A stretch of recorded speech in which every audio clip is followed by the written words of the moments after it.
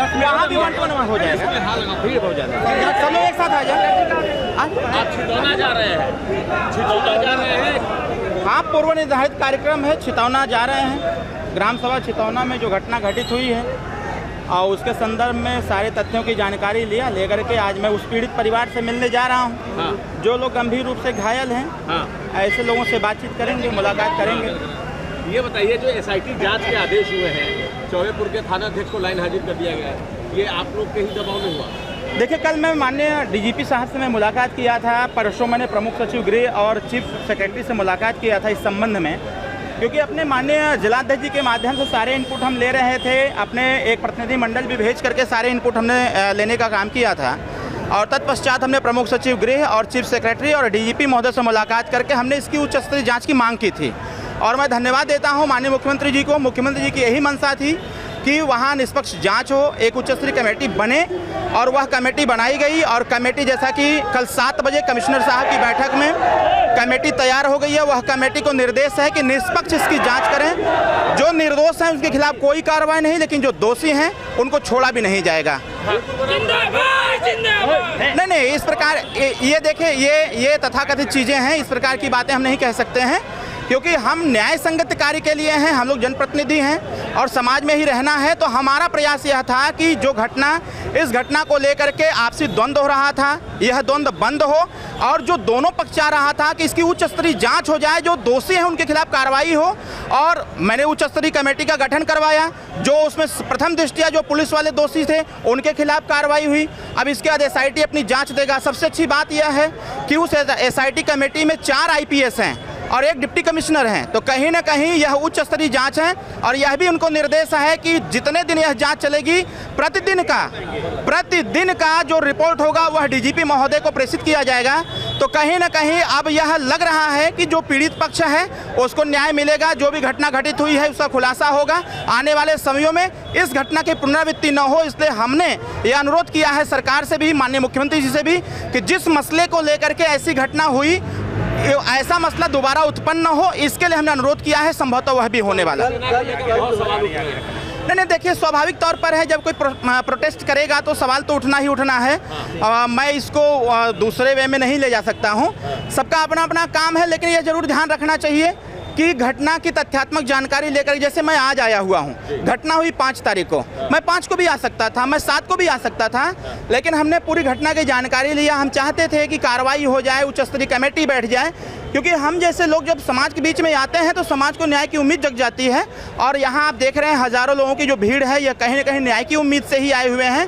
तो हमारा प्रयास, हमारा काम जो था, भारतीय संविधान के मानक के अनुसार जो व्यवस्था है, लॉ एंड ऑर्डर मेंटेन करते हुए ज़ीरो टॉलरेंस की जो नीति है, उसके अनुसार उच्च स्तरीय कमेटी का गठन किया गया। समाजवादी पार्टी का डेलीगेशन गया था, वो ये आरोप लगा रहा है कि आप लोग कहते हैं कि पीला गमछा पहनकर थाने में जाइए तो थानेदार जो है इज्जत देगा, लेकिन यहाँ ये स्थिति हो गई। इसको लेकर के तमाम आरोप जो है समाजवादी पार्टी का डेलीगेशन लगा रहा था। जो डेलीगेशन आया था, मेरा आग्रह होगा कि वो पीला गमछा धारण कर लें और किसी थाने में चले जाएं, उनकी सुनवाई होगी। मैं जानता हूं उनका पीड़ा क्या है। उनकी पीड़ा यही है कि उनकी सुनवाई नहीं हो पा रही है। सुनवाई इसलिए भी नहीं हो पा रही है कि उनकी सरकार में जो गुंडागर्दी देखी गई वो चरम पर था। अगर उनको भय लगता है वर्तमान समय से, तो मैं उनसे आग्रह करूंगा कि उनका डेलीगेशन चाहे जहां जाए, वो पीला गमछा धारण करके जाए, अच्छी बात सुनेंगे। अनिल राजभर, ओम प्रकाश राजभर 2 कैबिनेट मंत्री हैं, बावजूद इसके राजभरों की नहीं सुनी जा रही है। क्या बात कर रहे हैं? राजभर जी में ही राजभर समाज का हित कह रहे, सपा में ही ऐसा है। अगर नहीं सुना जाता तो उच्च स्तरीय कमेटी कैसे बनता? उनको इस बात का देखिए भय है। आज समाज के साथ कहीं भी कोई अन्याय अत्याचार हो रहा है, पूरा समाज एक मुश्त खड़ा हो रहा है, न्याय संगत कार्य हो रहा है। सरकार पर दबाव क्या कहना है? जो सरकार का काम है वो सरकार करेगी, जो शासन का काम है वो शासन करेगी। तो इससे उन लोगों को निश्चिंत रहना है। जितनी प्रताड़ना अखिलेश जी की सरकार में हुई, उससे तो कम हो रहा है। हमारा प्रयास यह है कि यह भी ना हो, अगर होता भी है तो कम समय में इसका खुलासा हो जाए और जो भी इस प्रकार का कृत्य करे उसके खिलाफ कानूनी कार्रवाई भी हो। दोनों पक्षों से मिलने जा रहे हैं आप? देखिए, मैं आया हुआ हूँ, गांव पर जा रहा हूँ। सबसे पहले मैं उन पीड़ित पक्ष से मिलूंगा जो ज्यादा लोग घायल हैं।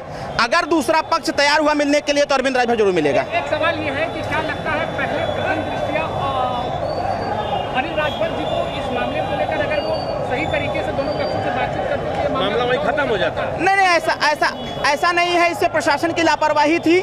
मुझे याद है, मैंने खुद पैरवी किया था। 16 जून की घटना हुई थी, कितना प्रेशर बनाने के बाद तब एसओ ने मुकदमा पंजीकृत किया था। अगर इंस्पेक्टर चाहा होता तो मामला वहीं खत्म हो गया होता, रफा दफा हो गया होता, मामला सॉल्व हो गया होता।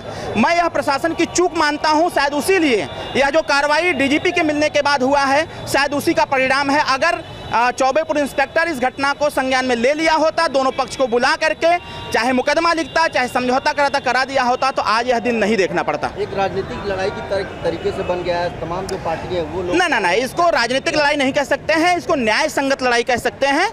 हम किसी भी व्यक्ति के साथ अन्याय नहीं होने देना चाहते, हम न्याय के लिए लड़ते हैं और भारतीय संविधान भी कहता है समता, स्वतंत्रता, बंधुत्व और न्याय के लिए हमेशा आवाज बुलंद करना चाहिए। डॉक्टर अरविंद राजभर न्याय के लिए आवाज बुलंद किया है।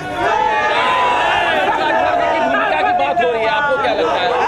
अनिल राजभर जी की भूमिका की बहुत चर्चा हो रही है। देखिए, अब यह आकलन हो सकता है, यह आकलन हो सकता है।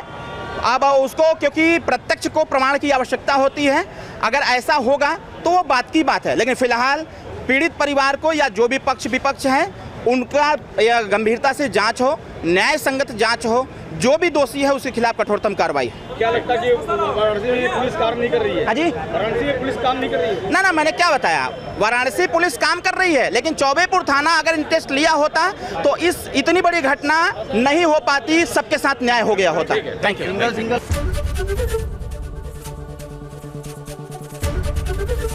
एबीपी गंगा, खबर आपकी, जुबान आपकी।